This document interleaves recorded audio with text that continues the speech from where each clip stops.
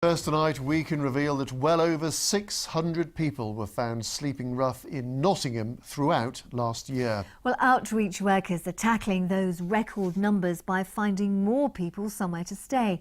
But some are still on the streets in freezing temperatures after turning down free hotel rooms. Our social affairs correspondent Jeremy Ball reports. Can you see the bars there? 5 a.m. on a freezing morning, and Nottingham's Framework charity's on its daily rounds. Hello. Cassia runs the outreach team that checks people sleeping rough and responds to calls from the public. This man won't respond, but he's breathing. They found others who haven't survived. You can never get used to finding someone dead. It's horrendous, it really is. And you keep trying, and you have to find the motivation to keep doing the job. The freezing weather means they're offering everyone in Nottingham a warm place to stay this week. So why are they still on the streets? Well, we're just behind a retail park not far from Nottingham city centre. They're looking for a man who's been sleeping rough in a sleeping bag for a year and a half now. You don't want a hotel? OK. Is there a reason why? As you can see, we just offered him a hotel there because it's absolutely freezing, and we thought he said yes, but unfortunately he said no. How does that make you feel? Really sad, and like I said to him, there's a lot of people that worry about you. We spot another couple in a basement car park full of drug needles. They'd been offered places in different hostels but didn't want to be separated. Rob? And in this churchyard, they're worried about a man in his 50s who's been sleeping in soaking bedding. He still won't accept their help, even though the homelessness team has booked more than 20 hotel rooms tonight. When it's 0 or below, absolutely everybody is offered a room. Some of those hotel rooms haven't been used. It feels very strange for them to go into that kind of environment. They might feel trapped.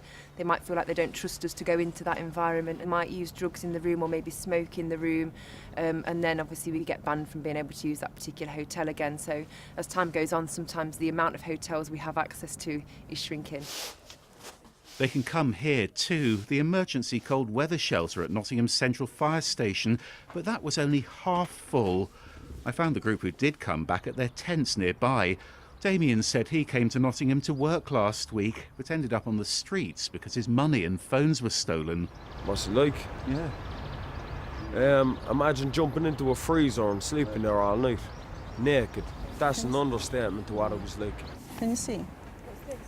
There's definitely a tent.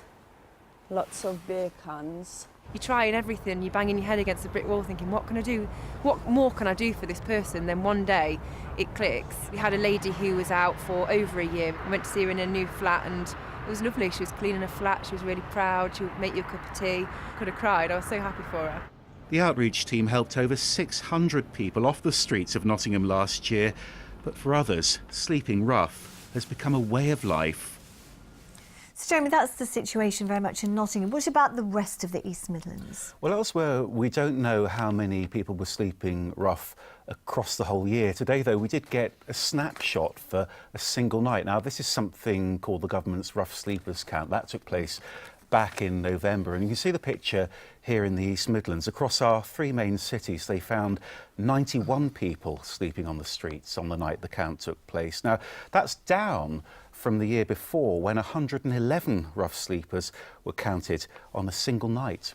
So why are they finding more rough sleepers in Nottingham throughout the year?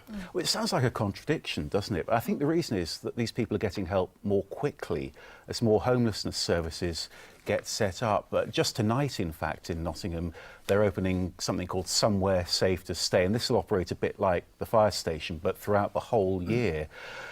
It's complex, though. I spoke to one rough sleeper in Nottingham and asked him why he wasn't using the fire station, and he said, well, you know, what's the point? When it closes its doors, I'll just have to get used to the cold again.